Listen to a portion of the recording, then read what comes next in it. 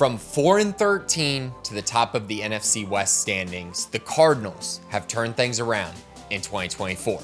Welcome in to Ball Boy NFL. Let's talk ball.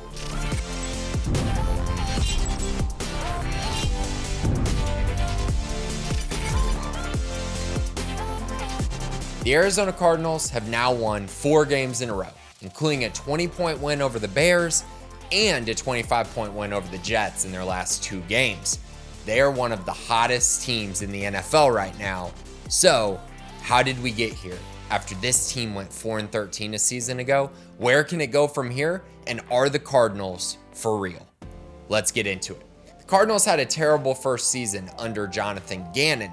Not only did they go 4-13, but they finished 31st in the league in scoring defense with a defensive-minded head coach.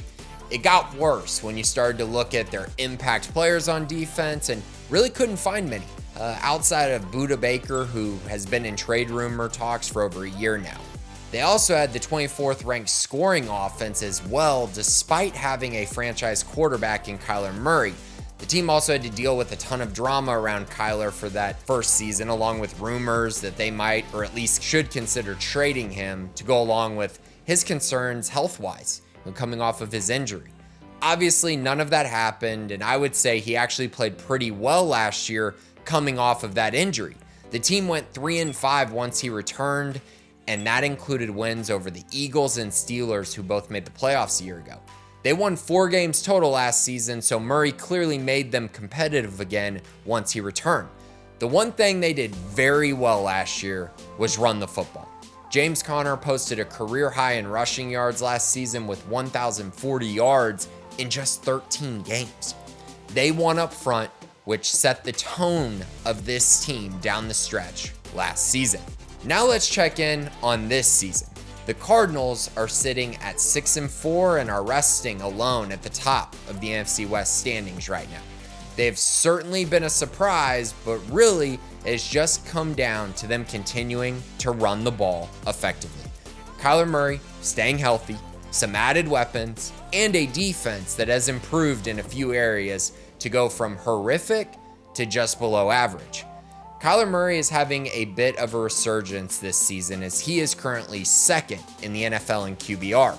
The addition of Marvin Harrison Jr. has been big for this passing game, even if he hasn't been consistent with his production. He draws a lot of attention by opposing secondaries, which opens things up for other receivers. He can win one-on-one matchups on the outside, and his deep ball ability stretches the defense vertically. He has opened up things for other wide receivers on the roster, and Trey McBride, who looks like he is heading toward a 1,000-yard season at tight end. This has given Murray the weapons he needs to continue to be efficient in the passing game, but it also has given him and this offense much more upside than they had a year ago. This plus an offensive line which has been top 5 in sacks allowed, and you can see why Kyler Murray is thriving. The Cardinals are also 6th in rushing yards per game and 2nd in yards per attempt, thanks to a very strong offensive line, James Conner, and a little bit of Kyler Murray and Trey Benson. This area was really good last year, and it continues to be the bread and butter of this offense. The defense is still bad, as they rank 21st in yards allowed, 18th in run defense, 21st in sacks, and 21st in pass defense. But they're 13th in scoring defense, so they have been finding ways to keep teams off the scoreboard despite not really being able to slow teams down much. The Cardinals are 10th in opponent red zone scoring percentage as they hold opponents to just a 48% touchdown rate in the red zone.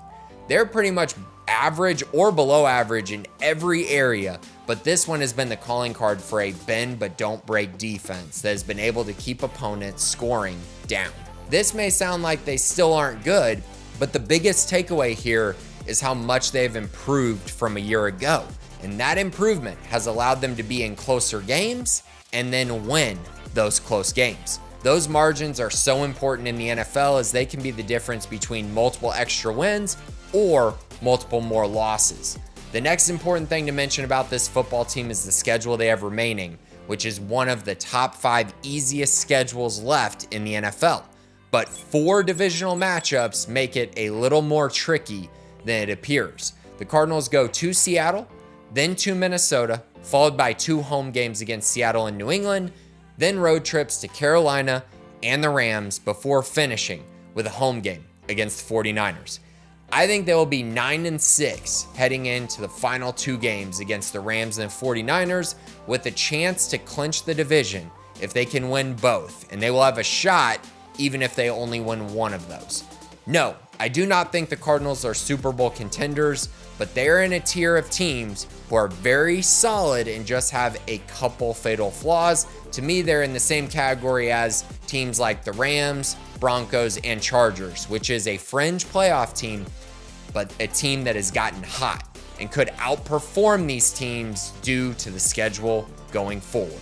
This has been a really exciting year for the franchise under Jonathan Gannon in year 2, especially after a 4-13 season in his first year as the head coach. Be sure to follow us on all social media platforms and be sure to like and subscribe. Don't forget to think about ball. Thanks for listening.